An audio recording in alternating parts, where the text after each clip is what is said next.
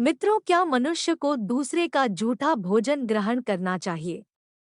और क्या पति और पत्नी को एक साथ बैठकर भोजन करना चाहिए? इस विषय में भगवान श्री कृष्ण ने बहुत ही सुंदर बात कही है, जो इस संसार की सभी प्राणियों को पता होनी चाहिए, ताकि उसे किसी भी प्रकार के दुखों का सामना ना करना पड़े।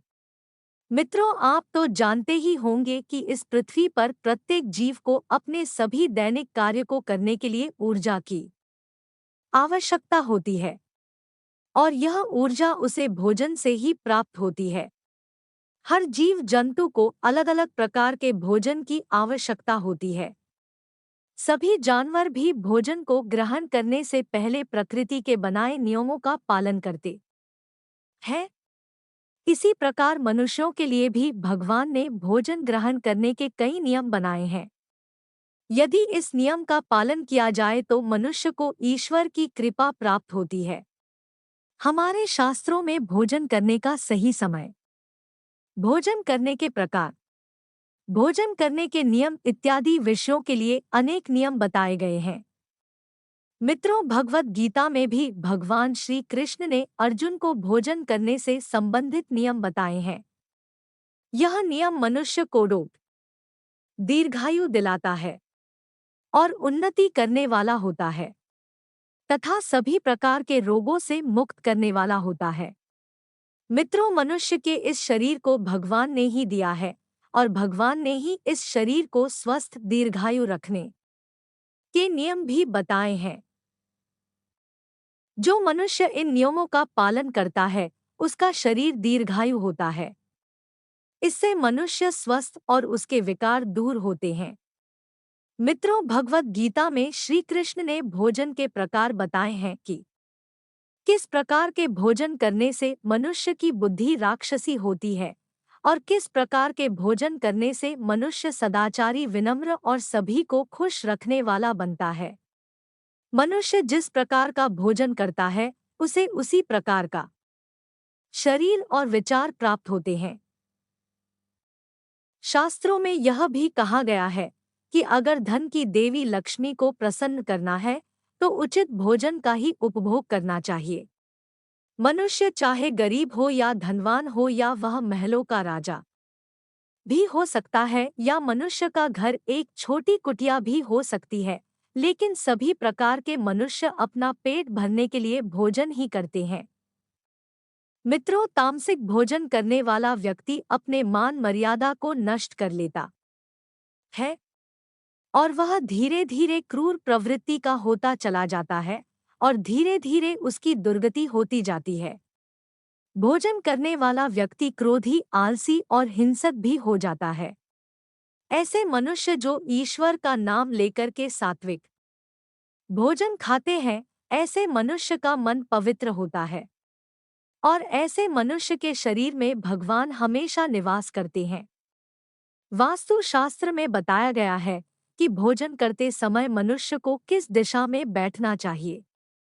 भोजन करते समय मनुष्य को कौन सा मंत्र बोलना चाहिए, और भोजन करने के पश्चात उसे क्या करना चाहिए।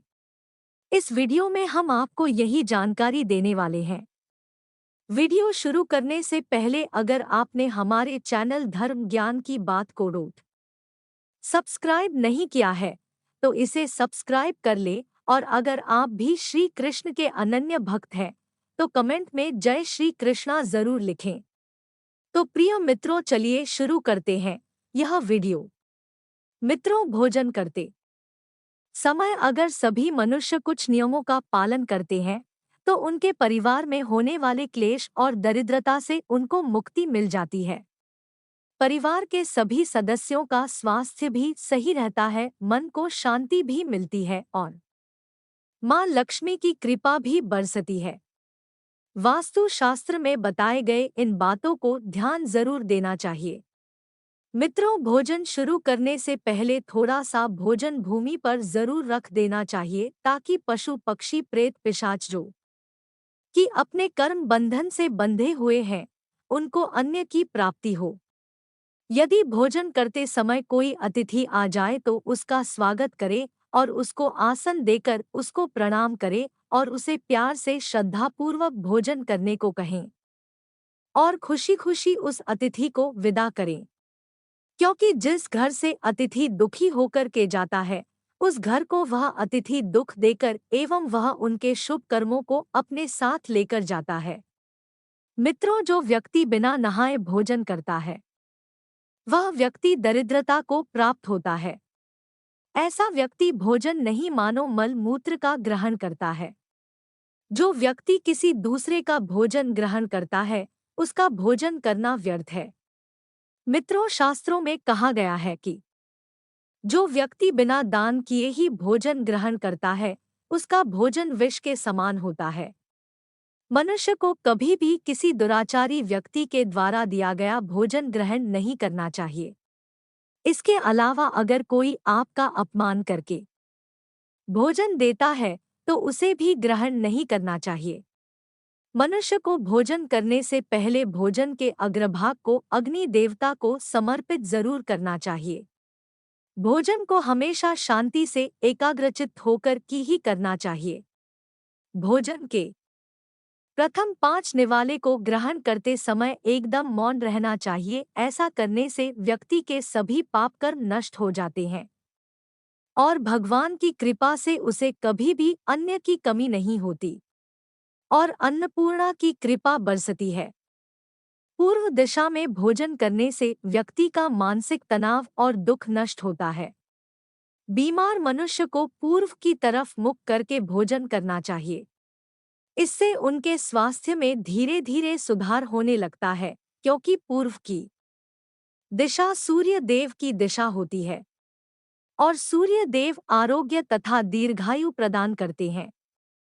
यदि कोई व्यक्ति नौकरी चाहता है या व्यापार में तरक्की चाहता है, तो उत्तर दिशा की ओर मुख करके भोजन करें। उत्तर दिशा सरस्वती की दिशा होती है, जिससे कि व्यक्ति को कार्यों में सफलता मिलती है। मित्रों, कभी भी दक्षिण दिशा की तरफ मुख करके भोजन नहीं करना चाहिए। दक्षिण की दिशा यम की दिशा मानी जाती है। मित्रों, भोजन हमेशा स्वच्छ थाली में ही करना चाहिए और टूटे फूटे बर्तनों में भोजन नहीं करना चाहिए। चिटके बर्तनों में भी भोजन करना अच्छा नहीं माना जाता है। गंदी थाली में भोजन करने से जीवन में दुर्भाग्य आता है। एकादशी के दिन तामसिक भोजन को ग्रहण नहीं करना चाहिए। थाली में उतना ही भोजन रखना चाहिए जितना आप इसे खा सकते हैं, क्योंकि थाली में अगर आप भोजन छोड़ देते हैं, तो इससे मां अन्नपूर्णा का अपमान होता है। मित्रों, अगर आप सबके साथ बैठकर भोजन करते हैं, तो आपको तब तक भोजन करने के बाद नहीं उठना चाहिए जब तक कि सामने वाला व्यक्ति भोजन को पूरी तरह ना खा कर ले। भोजन करने के बाद कभी भी थाली में हाथ धोना नहीं चाहिए। थाली में हाथ धोने से अन्न का अपमान माना जाता है। भोजन के बाद थाली में हाथ धोने वाले लोग नीच योनि में जन्म लेते हैं। कभी भी बिस्तर पर बैठकर भोजन नहीं करना चाहिए। ऐसा करने से व्यक्ति कई प्रकार के रोगों से ग्रस्त हो जाता है। भोजन हमेशा जमीन पर स्वच्छ आसन बिछाकर के ही करना चाहिए। श्री कृष्ण कहते हैं कि ऐसा भोजन जिसे कोई व्यक्ति लांघ कर चला जाए या उस पर पैर रखकर चला जाए, तो ऐसे भोजन को ग्रहण नहीं करना चाहिए। ऐसा भोजन अशुद्ध हो जाता है। ऐसे भोजन को पशु पक्षियों को खिला देना चाहिए। दूसरों के द्वारा लांघा गया भोजन खाने से मनुष्य की आयु कम हो जाती है और शरीर में अनेक रोग भी उत्पन्न होते हैं। मित्रों, अगर भोजन करते समय खाने में बाल निकल आए तो उसे कभी भगवान को नहीं चढ़ाना चाहिए। ऐसा भोजन प्रेतों को प्राप्त हो जाता है। श्री कृष्ण कहते हैं कि मनुष्य को दूसरे के लिए परोसा गया भोजन कभी नहीं खाना चाहिए, क्योंकि जो व्यक्ति दूसरों का भोजन खाता है या बिना दिए गए भोजन को ग्रहण करता है, तो उससे देवी अन्नपूर्णा नाराज हो जाती है। भोजन को हमेशा मिल बांट करके खाना चाहिए। दूसरों के हिस्से का भोजन कभी नहीं खाना चाहिए। दूसरे का भोजन खाने से पुण्य कर्म नष्ट हो जाते हैं। मित्रों, आसन पर बैठकर अपने पैरों को भूमि पर रखकर सूर्य विमुख होकर अन्न ग्रहण करना ही सर्वोत्तम माना गया है। पूर्व विमुख होकर के भोजन करने से यश की प्राप्ति होती है और उत्तर विमुख होकर के भोजन करने से सत्य की प्राप्ति होती है। हाथ, पैर और मुख को पानी से धुल करके ही भोजन करना चाहिए। भोजन के पात्र को भूमि पर रख करके अन्न ग्रहण करने को ही सर्वश्रेष्ठ माना गया है। शास्त्रों में इस प्रकार के भोजन ग्रहण करने को उपवास के समान बताया गया है। मनुष्य को क्रोध में आकर के भोजन नहीं करना चाहिए। क्रोध में किया गया भोजन शरीर को नहीं लगता है और इससे अन्नपूर्णा का भी अपमान होता है। चित्त कहीं और हो तब भी भोजन को ग्रहण नहीं करना चाहिए और गुस्से से भरे मन के साथ भी भोजन को ग्रहण नहीं करना चाहिए। इस प्रकार के भोजन को असुरों का भोजन कहा गया है। कभी भी जूते चप्पल पहनकर भोजन नहीं ग्रहण करना चाहिए। मध्य रात्रि में भी भोजन करना अशुभ माना गया है। पेट खराब होने पर या गीले वस्त्र होने पर भोजन को ग्रहण नहीं करना चाहिए। हाथ में भोजन लेकर के उसे ग्रहण नहीं करना चाहिए।